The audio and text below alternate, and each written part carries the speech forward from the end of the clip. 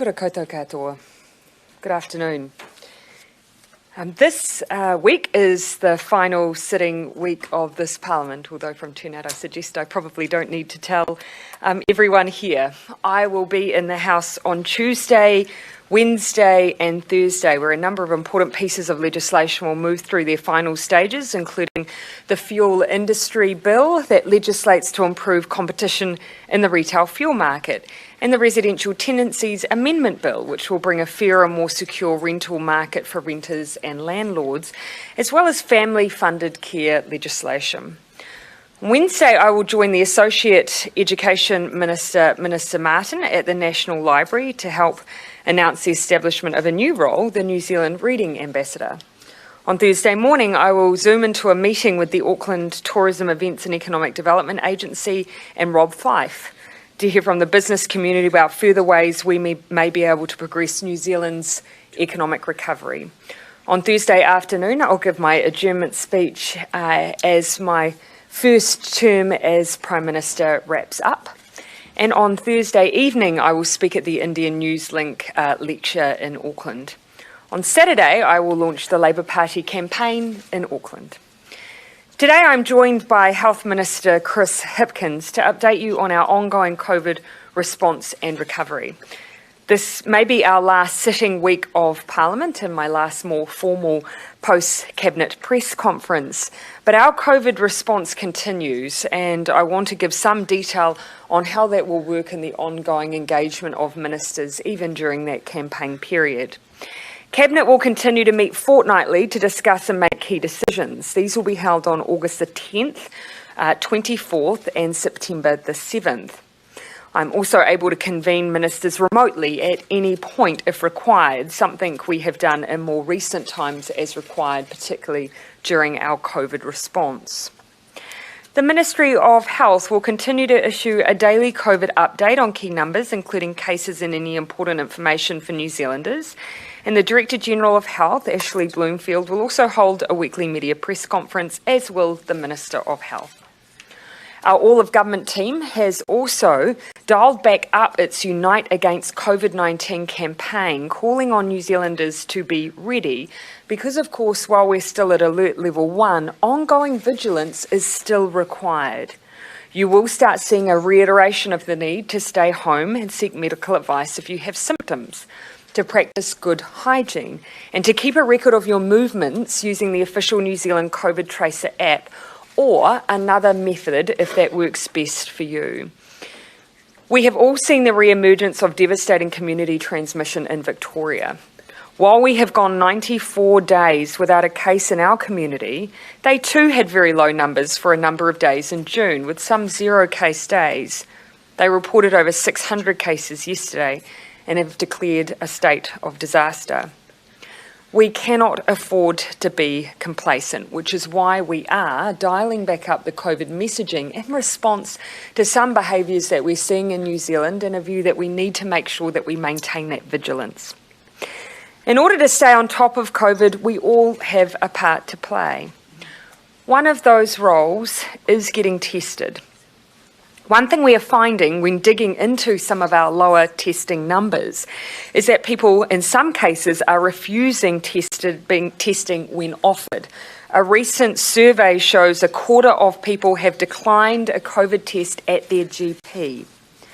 At level 1, ongoing contact and surveillance testing is critical to keeping COVID out and knowing if it has arrived. Someone refusing a test could be the difference between identifying a chain of transmission or it going undetected in our community in a hugely damaging way. Surveillance testing to check for the virus in our community is key because, as the Minister of Health has said today, we have seen how quickly it can spread overseas and around the world.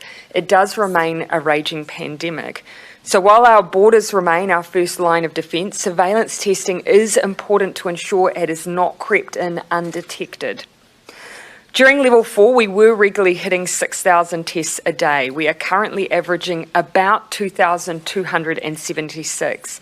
That is roughly a third of what we were, around half of what we are also aiming for at a time when we need to continue to be searching as hard as we can to ensure the virus isn't here. To lift these numbers, we're doing a number of things, including increasing the frequency of testing of staff working at airports and managed isolation and quarantine facilities, as well as providing clear guidance to GPs so that plentiful testing is applied for those who have cold and flu symptoms. And again, one of the things we're combating there is a much lower than usual flu season. And there's something that you all can do to help as well. Please say yes to the test. Our flu tracker is showing lower numbers of people with flu, from 70,000 respondents in lockdown to 50,000 now. While that may be due to increased hygiene measures and also more people being vaccinated and fewer people travelling, if you are sick, do still please go to your GP or seek advice, and if you are offered a test, please say yes. We can only keep this COVID-free status by knowing a sick person isn't a sick person with COVID-19. As a member of our team of 5 million, it's one way that you can make a contribution to keeping New Zealanders safe, and it will be hugely appreciated. In summary, work goes on, the structural oversight of our COVID response continues, and we must all remain vigilant. We are now happy to take your questions, and I include in that the Minister of Health. Jason. Just on the change in the branding to Be Ready, is that a reflection on the fact that Kiwis are now a little bit more complacent? Yeah, so obviously when we moved into level 1, that was always our intent, was that those basics would be maintained, that if people are sick, they stay home, that they keep up those personal hygiene measures, and of course if they have those symptoms that fall into that category, that they are getting tested. We have seen, however, that there is a bit of a sense that New Zealand is free of COVID, and therefore that vigilance isn't required. We still need people to be on guard, and so that is one of the reasons why we have that extra messaging and are encouraging people, of course, to use the COVID tracker to help us should we ever need to trace your steps. Do you regret at all not changing the amount of statutory minimum sick leave that all employees have? Would that encourage people more to stay home more often if they were perhaps? We do. Of course, we still have the COVID sick leave provisions available and the ability to cover people, and that's been an important part of our response. So if someone is in need of does need to stay at home for COVID-related reasons, we have that mechanism in place. That's also been important for our public health units, so they know that if they're asking someone to stay at home, there is that provision there and that discretion to be able to make sure that they have financial support if they are staying home for those reasons. Basically, everyone should stay home if they're unwell. Would COVID leave cover? We've cover all of that? No, so obviously those are specific to those circumstances, but we are still asking people to stay at home if they're sick, and that has been part of our ongoing messaging. Of course, if they're then getting a test, you can demonstrate whether or not it's COVID related, or if a PHU has asked you to stay in quarantine, then of course you're again covered by COVID related costs. So have you completely ruled out a trans-Tasman bubble for this year? I haven't put a time frame on it, but everyone can see, based on our clear criteria right from the beginning, that we will not open a trans-Tasman bubble until it is safe. It will be obvious to everyone that that is not right now, and it will not be for some time to come. Would you open to all states, barring Victoria? Again, that would all firstly come down to Australia's decision making. Secondly, it would come down to very tight border controls and restrictions so that you could guarantee that there weren't any issues with movement between the likes of Victoria and others. To date, we have seen cases that have come through at the border within Australia, nor have we had any suggestion from Australia that that's the way that they would like to approach movement with New Zealand. In that same vein, when you were talking about a Pacific or any potential Pacific bubble, you were talking about one of the barriers being safety through the airport. Auckland Airport has just announced... Yes, I just saw there. Does that satisfy your concern? That is not. Well, firstly, and I will let the Minister of Health speak to this as well. Firstly, our borders, and I include very much the physical space of airports, are places where people with COVID are moving and interacting and engaging. So they are very high-risk environments. We need to be absolutely assured when we're looking at any Pacific bubble with the likes of the Cook Islands that there is no contact between both people who may have come from high-risk areas, but also making sure even that we're not engaging with the same surfaces. That's the level of rigour that we need. It's not the only thing. We have to have in place a legal arrangement, protocols for pre-checks for arrival and departure, health declarations and whether they're taken from health or airlines, and whether or not you'd have things like testing or temperature checks as extra layers. We have to move through this very, very carefully. Does this move us any closer to getting to a bubble, the fact that airports are making these safe travel zones? Oh, it's one part of many elements that need to be worked through. And just the one thing that I would say is that many of you will remember that there was a lot of pressure for us to move quickly on a trans-Tasman bubble. We have always moved cautiously and with very good reason. I feel utterly justified in making sure that if we move to quarantine-free travel, even with a place that is declared COVID-free such as the Cook Islands, we have to do it with absolute caution for New Zealand's safety and for the safety of the Pacific. How worried are you about us and Vietnam? Oh, that has to be a key consideration. But equally, we also have to think about not just whether or not someone's come in to the border COVID-free, but whether or not they can manage to get through the airport whilst maintaining COVID-free status as well. Presumably with 90 days, presumably with all those days of no community transmission found, there is a COVID in New Zealand to be carried to Cook Islands.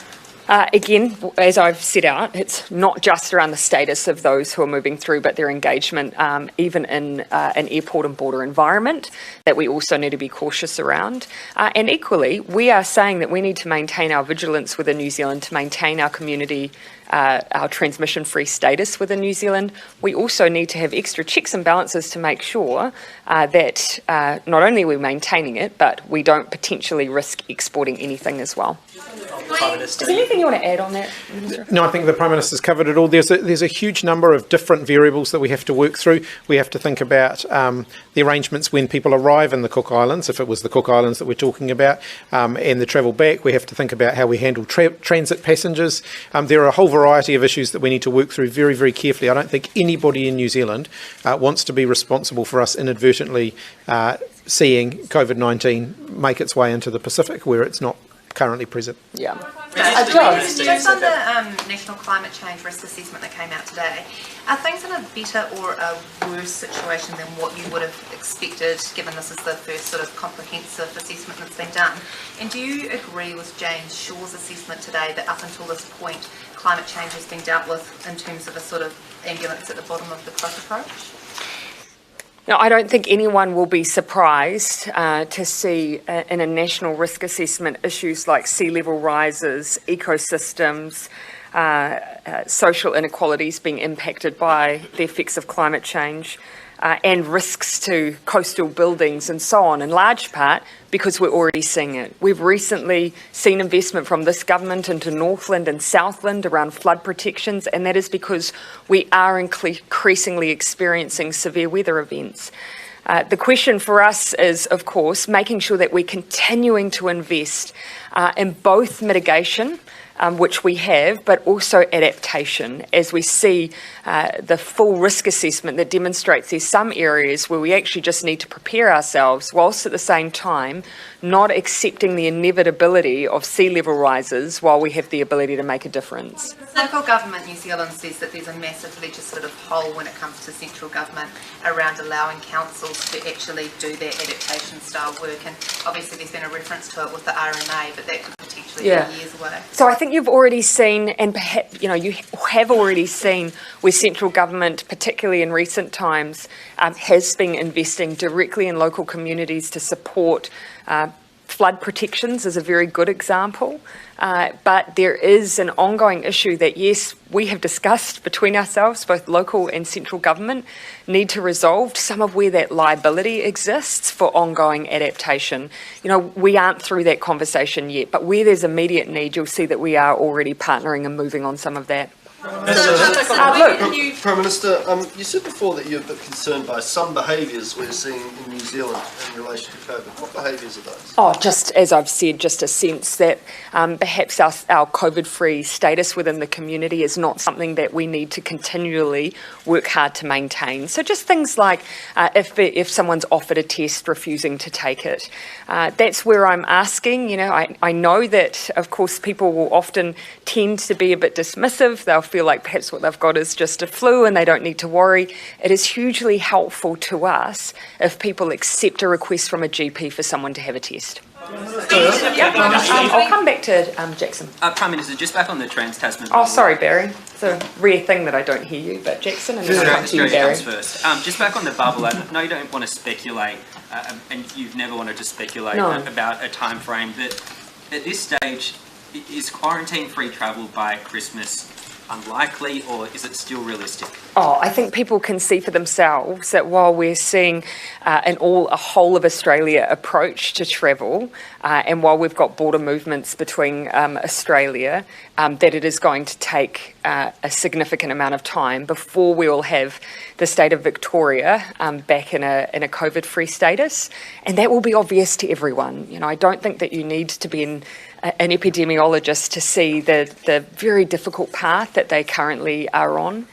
We wish Victoria, all the very best as they continue to combat what is a devastating situation. But I think the reality for both of us is that this is going to slow things down for us. Barry. Is it fair to see this upcoming election as a COVID election, given that you indicated this morning that the manifesto will be fairly light on policy this year? Well, I think the way that I would describe it is that in large part, yes, the next 3 years have been predetermined by the need for whoever makes up the future government to continue to lead us through our health and our economic response. And we have already laid out a very significant plan, including a very significant investment regime, as part of our plan on COVID recovery and rebuild. And it is significant. We, for some time to come, will be continuing to make investments in skills and job creation and small business investment and the work we're doing with foreign partners around trade and export growth. So, yes, you're right, COVID will predetermine a lot of what we debate this election, but voters still have a choice to make as to whether or not they continue with the plan that we've pitched or whether or not they choose to stop and move on to an alternate program. Well, you can expect that we will have points of difference. We will still have policy that as a Labour Party will roll out. But it is clear that the fiscal position we as New Zealand finds itself in is tight. We have had to include additional borrowing for the likes of the wage subsidy, which is the right thing to do, but we also have to maintain careful fiscal management, and that will be part of our thinking for any future policies. Just following on from that, can you just give people an idea of what they can expect from Labour on the campaign trail in the next few weeks? Yeah, the public will continue to hear our plan for the COVID recovery and rebuild. And we're asking to keep going. We already have momentum with our 5-point plan, which is about investing in New Zealanders' skills. It is about creating jobs. It is about supporting small businesses who are the ones creating employment opportunities and making sure that when we are rebuilding, we're rebuilding New Zealand back better, investing in, for instance, energy and waste projects, things that are challenges anyway.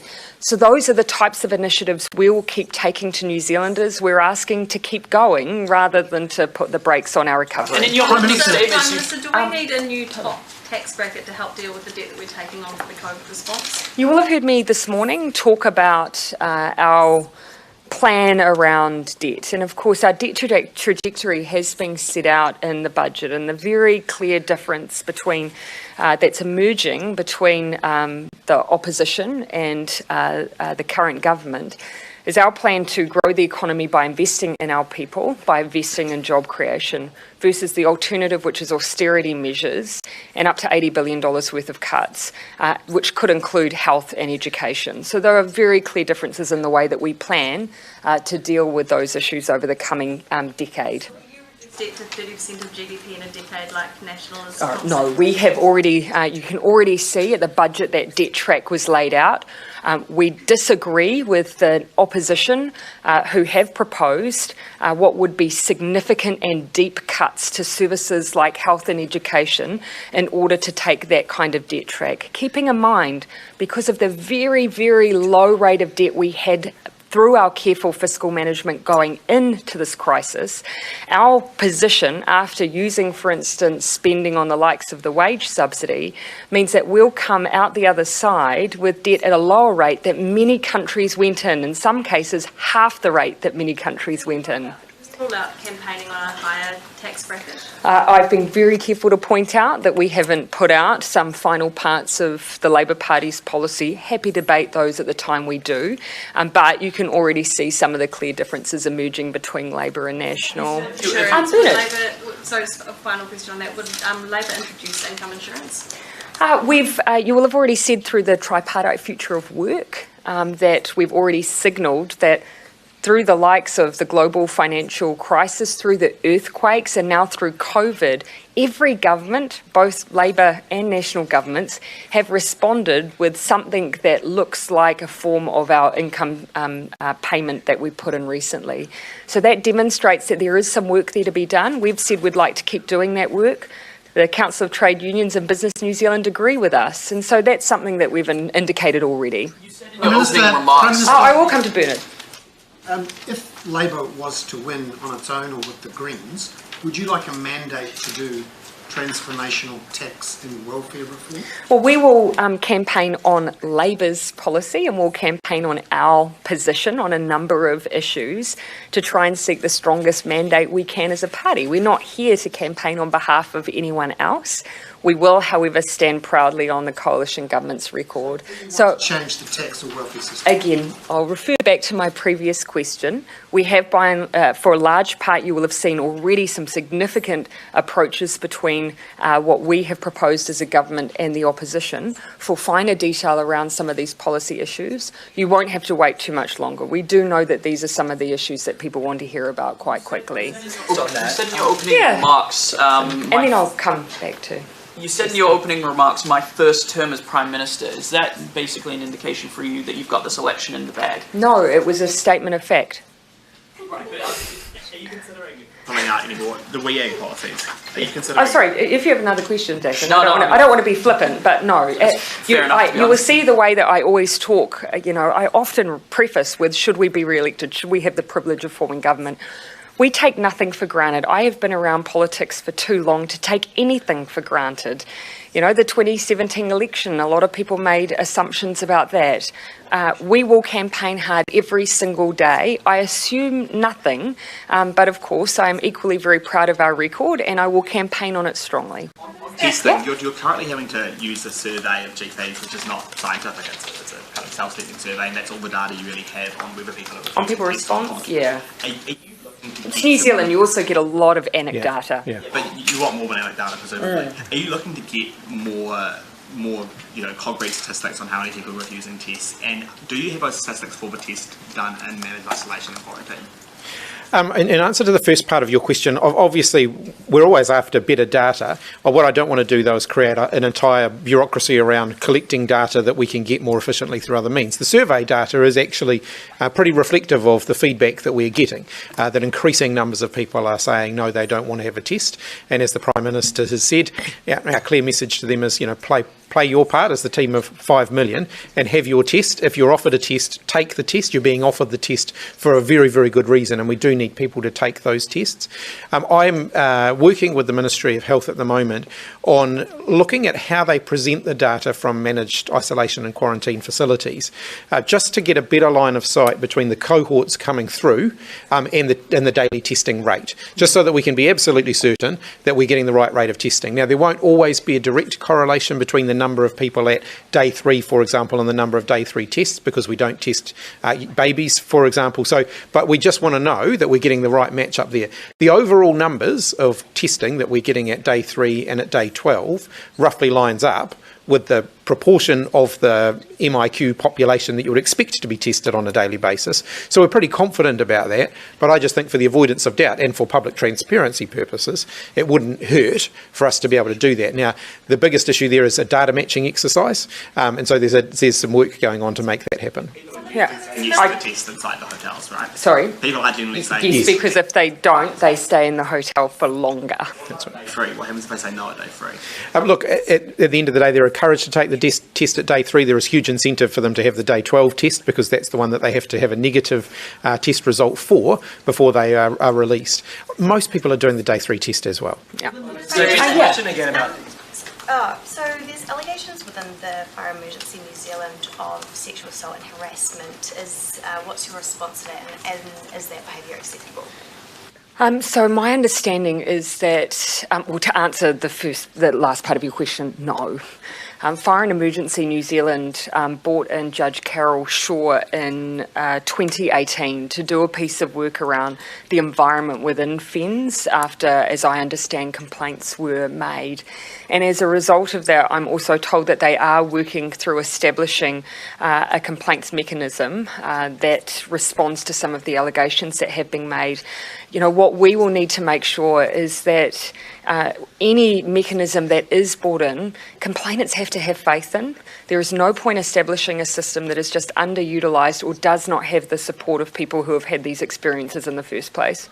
On the independent authority to take over the complaints, is that good enough that Crown agencies can't handle their own complaints? Well, we have seen situations before where in order to make sure that we have culture change where there have been significant issues, to give confidence back to those who have had these experiences, you will often have, that level of independence. And I don't think we should shy away from being willing to do that, particularly if it brings that confidence to people who have had these experiences.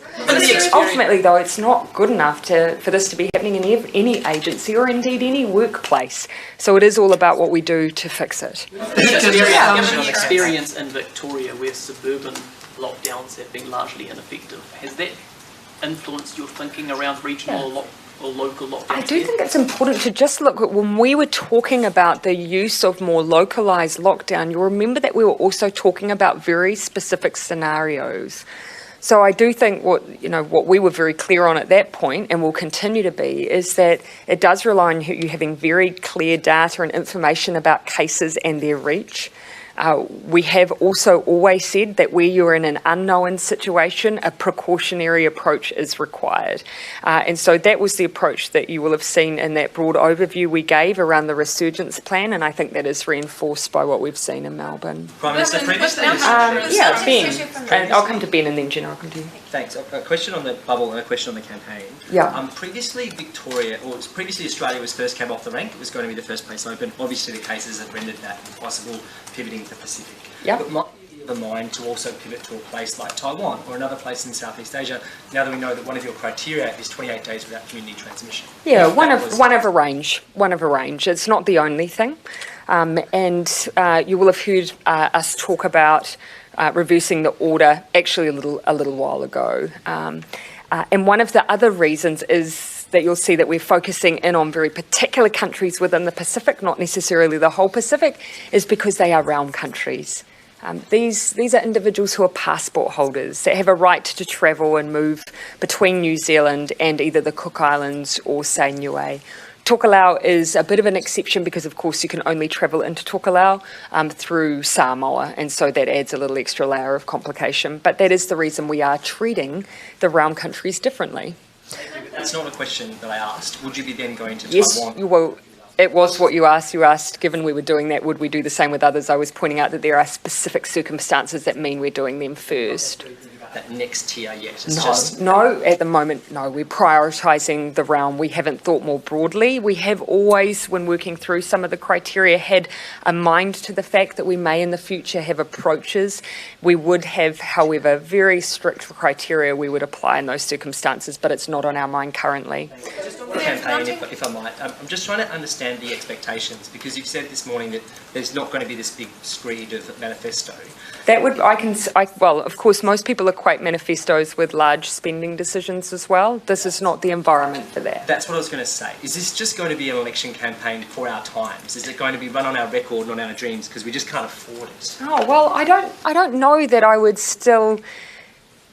be still inclined to say that this isn't still an opportunity for us. And what do I mean by that? Well, it's undeniable that COVID is going to shape this election.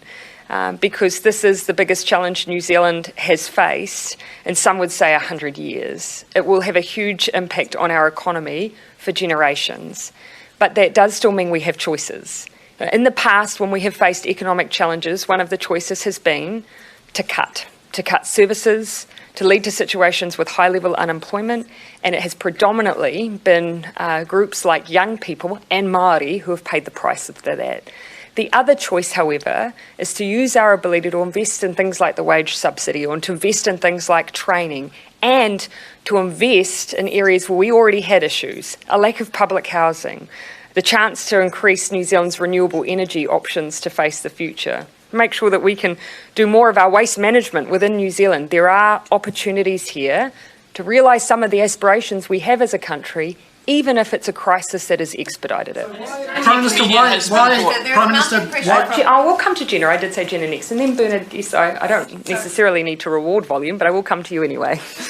Yep. Sorry, can I just ask about cystic fibrosis? There's mounting pressure from cystic fibrosis sufferers for the miracle drug Trikafta to be funded. Yeah. Scotland's government has bypassed the equivalent of our Farm Act to fund cystic fibrosis drugs. Why can't your government do the same? Oh, so for one thing, my understanding is that Farm Act hasn't actually received an application for funding for this drug. But putting that aside, you know, you all well know that we have got a distinction between these decisions being made between politicians and Farm Act. Our view is that we aren't the people to make these decisions. However, that hasn't stopped us increasing the ability for Farm Act to make them. So we have had $405 million go into Farm Act. Now, I acknowledge that some of that, $185 million, has been to deal with some of the COVID-related costs, but some of that funding has actually enabled Farm Act to provide another drug for cystic fibrosis, but ultimately those are decisions for Farm Act. The drug would cost $200 million a year to prolong the lives of New Zealand cystic fibrosis sufferers. Surely that's outweighed by the benefit to the economy of keeping them alive. Again, you know, as I've said, decisions around what drugs are funded, they are rightly made by those who are in a position to make those decisions rather than politicians. But what we have done is put $400 million more into Farm Act to give them the ability to make some of those choices for new drugs, be it cancer or, in the case of cystic fibrosis, another drug that has been funded by them. Farm Act decisions are taking, 6 years to come to fruition. Do you understand why the drug companies aren't putting forward the proposals and that sort of thing? Does it need to be sped up? Well, that won't always necessarily be the case. And again, as I say, my understanding is that they haven't actually received an application for that drug. You know, I will stand corrected if that's... Go through the process, so they're struggling with the process. Does something need to be done to speed up that agency? And there's plenty of examples that will not take that length of time as well. Everyone will still have me on a daily basis, even if it's not at this podium. An Australian comedian in his... Oh, sorry, Bernard, I gave you the next question, forgive me. Do you want to... Oh, no, okay. Go ahead. I would like to ask... Go ahead. Why do you say the budget situation is tight and therefore you can't propose more aggressive policy? Oh, actually, no, that's when you can borrow at 0.7%. That's a good question. Look, because we have always been careful around our fiscal management. In fact, I would point to you, Bernard, as one of the people who were not necessarily in favour of us getting debt down to below 20% before we came into this COVID crisis. But actually, I stand by that decision, because it has now meant when that rainy day of COVID arrived, we are now in a position where even at its peak, we will have debt levels lower than some of those countries in the OECD that we compare ourselves to before they even went into COVID. And so that is something that I maintain as being important. We have to maintain that fiscal management and discipline. We are a country who tends to experience shocks. The pandemic, in this case, everyone is experiencing, but our earthquakes are something unique to us. And so I do think that careful management is still required. An Australian... Just the last couple. Okay, an Australian comedian in a stand-up show has been caught on camera making light of the Christchurch mosque attacks. I won't repeat the joke, but is that an acceptable thing for a comedian to be doing? Look, if I'm talking in very general terms, no one in New Zealand, of course, would ever, want to see anyone taking lightly something that had such an extraordinary impact on our Muslim communities in the entire country. I can't really comment further than that because I'm only responding to what you've described to me. Oh, as I've said, no one in this country would wish to see anyone take lightly something that had such an extraordinary impact on our nation. I haven't seen what's in question, but that would be my general sentiment to anyone who would seem to take that issue that has burned deeply into our history anything but seriously. With income insurance, are you thinking about sort of having something permanent or just extending the current income payment, by a year or for sort of a medium length? As I've said, this is just something we've flagged that we believe extra work should be done, particularly given we've seen it used a number of times. As I've already said, the tripartite future of work, that forum, we believe would be the best place to keep that work going because it has been supported by Business New Zealand and the CTU. But in terms of detailed policy responses, those are questions I can't answer for now. But what I don't want to see is just that ongoing ad hoc behaviour in response to what has been a pattern. Okay, last one here. In terms of beneficiaries with children, they're still being hit by drug sanctions. Is this acceptable, and what do you say to those kids? Oh, actually, the last time this was raised when we dug into it, actually the number of cases there were very, very small. My recollection is far less than 10. And in those cases, it was after a lot of work had been done by MSD to try and get support for families. Now, that is the first port of call. We do want families to receive a health response rather than a punitive one, and that is the initial response that MSD is and should be taking in those cases. Okay, thanks everyone.